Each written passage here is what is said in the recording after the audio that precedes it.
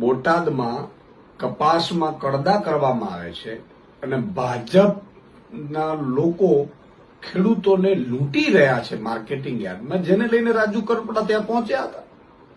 Raju કરપડાએ demand શું કરી હતી કે ખેડૂતોએ ડિમાન્ડ શું કરી કે ભાઈ જે કડદા છે એ બંધ કરવામાં આવે અને જે લૂંટ છે એ બંધ કરવામાં આવે અને ખેડૂતોને જે વેપારીઓ ત્યાં એને મિલ સુધી પહોંચાડવાનું કહે છે.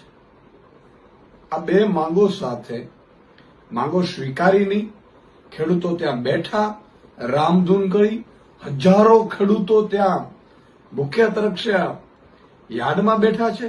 ત્યાં પાણી બંધ કરી દેવામાં આવ્યું જેથી કરીને ખેડૂતો મુશ્કેલીમાં પડે. તમે ભાજપ પડે એટલું વિચારી નથી શકતા યાર. સરકાર છે એ સિસ્ટમ સુધારવા માટે હોય છે, પણ તમારી મતી મારી ગઈ છે, તમને અહંકાર આવી ગયો છે. આજ 30 વર્ષ પહેલા કોંગ્રેસને 149 સીટ આવી હતી અને ખેડૂતો પર ગોળીબાર કર્યો હતો. ત્યારથી ખેડૂતોએ કોંગ્રેસને મત જ નથી આપ્યા.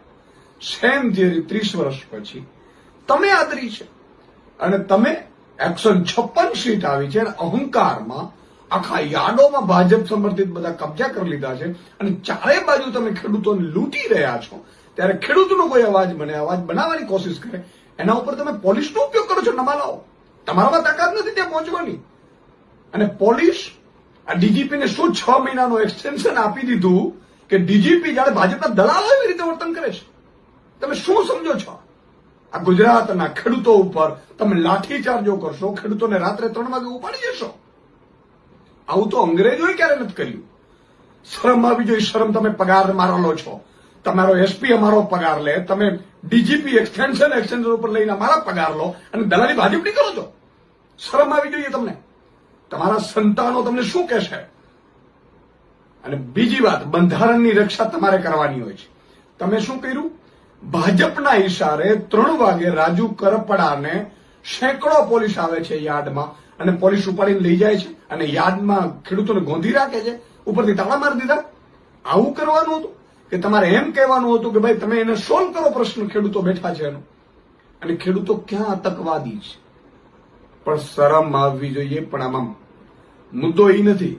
મુદ્દો એ છે કે ભાજપને 156 સીટ મળી છે એટલે મતી મરી ગઈ છે.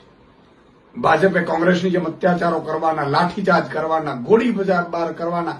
તમે જુઓ, મોડાસામાં ખેડૂતની હત્યા કરી નાખી. આ જ થિયરી ઉપર ભાજપ અત્યારે જઈ રહી છે. આજે રાજુ કરપડાને ઉપાડી ગયા છે. તમે જુઓ, અજ્ઞાત સ્થળે લઈ જાય પોલીસ અને અત્યારે ચારે બાજુ બોટાદમાં પોલીસ ખડકાઈ ગઈ છે. પોલીસનું બીજું કામ નથી. હત્યાઓ થાય છે, બળાત્કાર